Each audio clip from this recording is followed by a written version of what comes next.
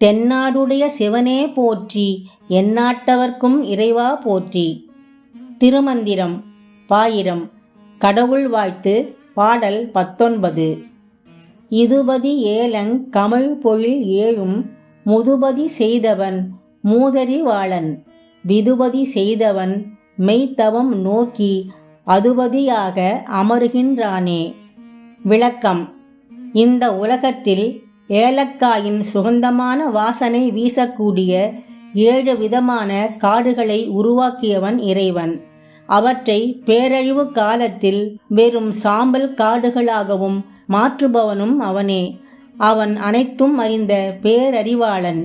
பிறை நிலா சந்திரனை தன் திருமுடியில் அணிந்திருக்கும் இறைவன் தன்னை நோக்கி உயிர்கள் புரியும் உண்மையான தவத்தை மெச்சி அந்த உயிர்களின் உடலையே தான் கொண்ட திருக்கோயிலாக எழுந்தருளும் மாபெரும் அருளாளன். திருச்சிற்றம்பலம்.